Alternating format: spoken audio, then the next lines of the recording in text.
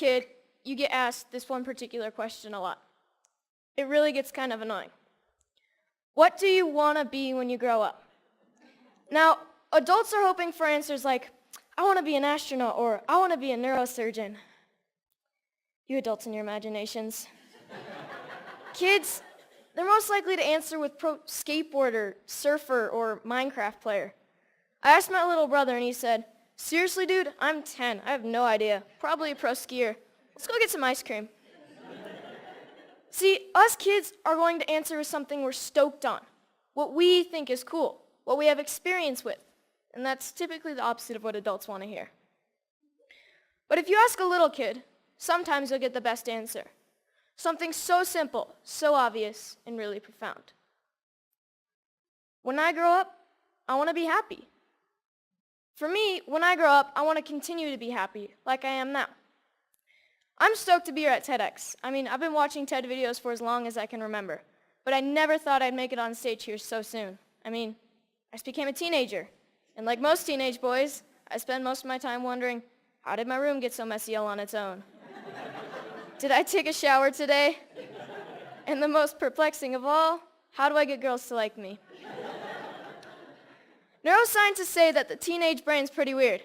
Our prefrontal cortex is underdeveloped, but we actually have more neurons than adults, which is why we can be so creative and impulsive and moody and get bummed out. But what bums me out is to know that a lot of kids today are just wishing to be happy, to be healthy, to be safe, not bullied, and be loved for who they are. So it seems to me when adults say, what do you want to be when you grow up? They just assume that you'll automatically be happy and healthy. But maybe that's not the case. Go to school, go to college, get a job, get married, boom. Then you'll be happy, right? We don't seem to make learning how to be happy and healthy a priority in our schools. It's separate from schools. And for some kids, it doesn't exist at all. But what if we didn't make it separate? What if we based education on the study and practice of being happy and healthy? Because that's what it is, a practice, and a simple practice at that. Education is important, but why is being happy and healthy not considered education? I just don't get it. So I've been studying the science of being happy and healthy. It really comes down to practicing these 8 things: exercise, diet, nutrition, time in nature, contribution, service to others, relationships, recreation, relaxation and stress management, and religious or spiritual involvement. Yes, got that one. So these 8 things come from Dr. Roger Walsh. He calls them therapeutic lifestyle changes, or TLCs for short. He's a scientist that studies how to be happy and healthy. In researching this talk, I got a chance to ask him a few questions like, do you think that our schools today are making these 8 TLCs a priority? His response was no surprise. It was essentially no. But he did say that many people do try to get this kind of education outside of the traditional arena, through reading and practices such as meditation or yoga. But what I thought was his best response was that much of education is oriented, for better or worse, towards making a living rather than making a life. In 2006, Sir Ken Robinson gave the most popular TED Talk of all time, Schools Kill Creativity. His message is that creativity is as important as literacy, and we should treat it with the same status. A lot of parents watch those videos. Some of those parents, like mine, counted it as one of the reasons they felt confident to pull their kids from traditional school, to try something different. I realize I'm part of this small but growing revolution of kids who are going about their education differently. And you know what? It freaks a lot of people out.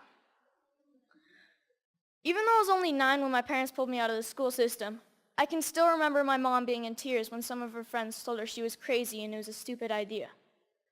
Looking back, I'm thankful she didn't cave to peer pressure, and I think she is too.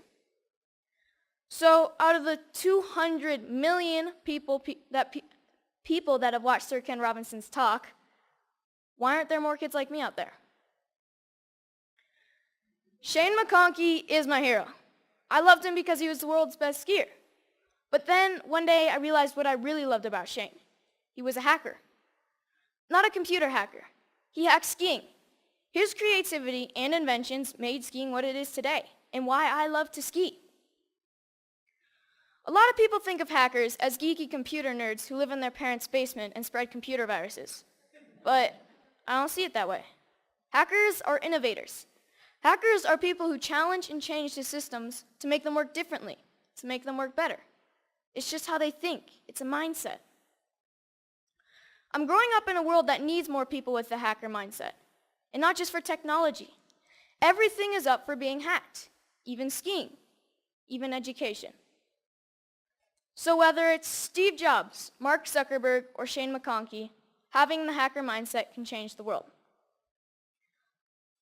Healthy, happy, creativity, and the hacker mindset are all a large part of my education.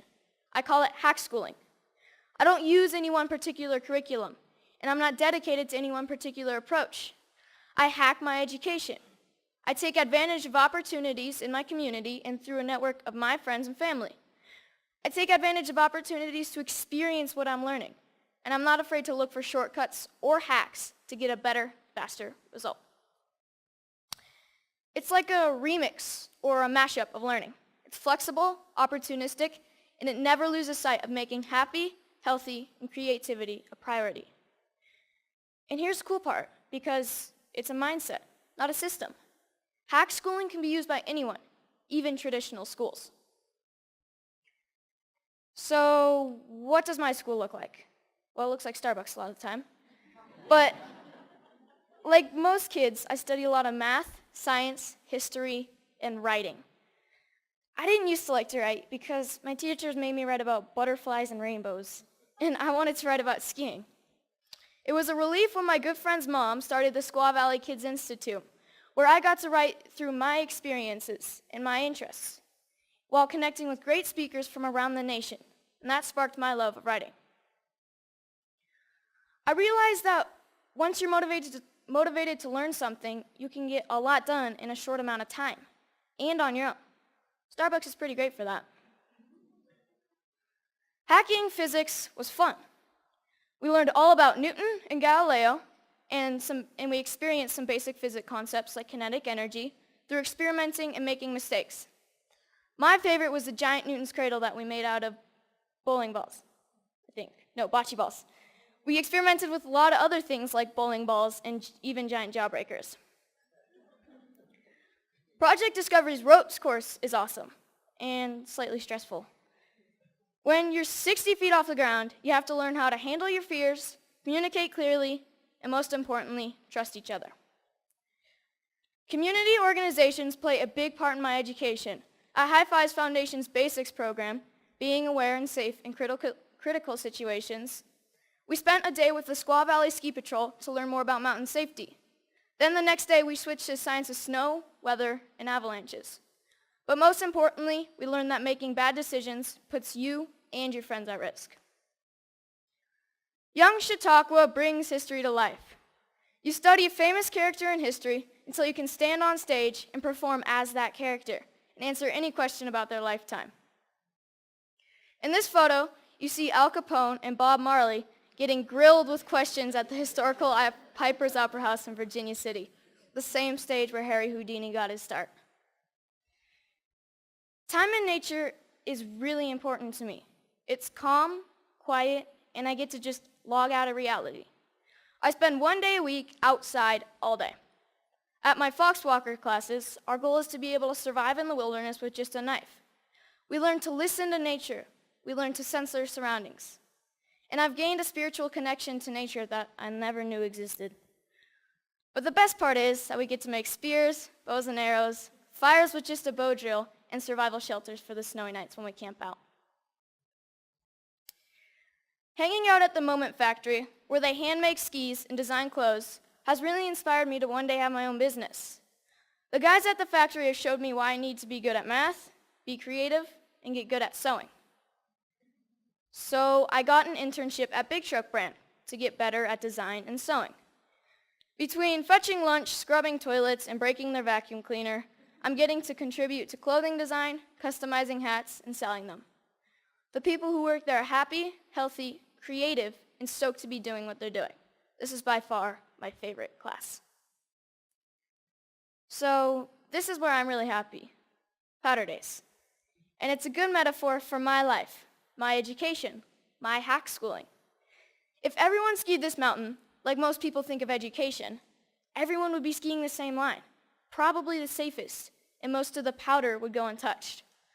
I look at this and see 1,000 possibilities. Dropping the cornice, shredding the spine, looking for a tranny from cliff to cliff. Skiing to me is freedom, and so is my education. It's about being creative, doing things differently. It's about community and helping each other. It's about being happy and healthy among my very best friends. So I'm starting to think I know what I might want to do when I grow up. But if you ask me, what do I want to be when I grow up? I'll always know that I want to be happy. Thank you.